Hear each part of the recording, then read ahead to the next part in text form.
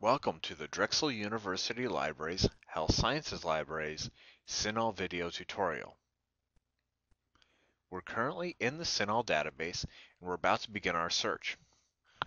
What you'll want to do is click in the first search box here and enter one portion of your topic at a time. Why don't we start with preterm infants? I'll key that in, and if you'll notice, there's a little check box above where we're typing this information that says Suggest Subject Terms.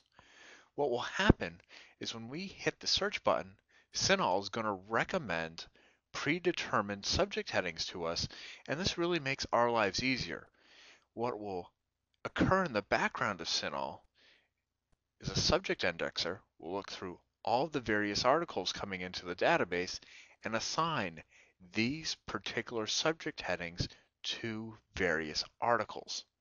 And why that's helpful is an author might use many various terms to describe a particular population, event, disease, or disorder.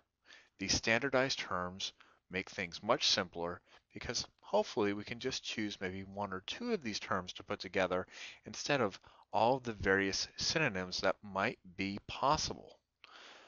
So what I'll do is just hit the search button at this point and lead by example. When I hit search, it brings forth some suggestions, and actually it's recommending for preterm infant, use premature infant. To go on to the next step, you want to click on this link directly. That's going to bring you into a tree view. This is the page where we can see if there's other things that we may be interested in, and we can check to make sure that we're including topics that happen to be more specific than the one we've selected here. I'm just going to scroll down the page a little bit, looking for where premature infant is mentioned. Here it is. I'm looking to see if there's anything that's more specific than it. I don't see anything underneath it, so we're fine. I'm just going to mark this.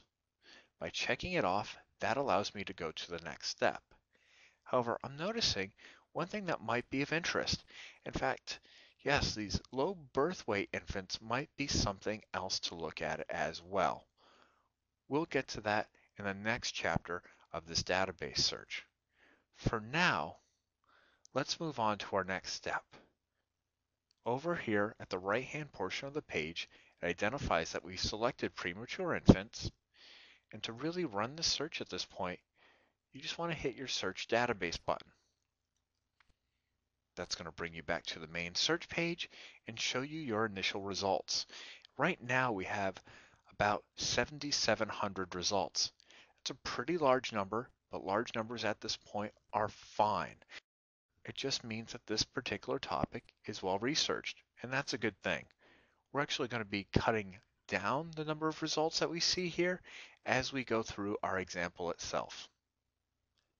This concludes this chapter. Thank you.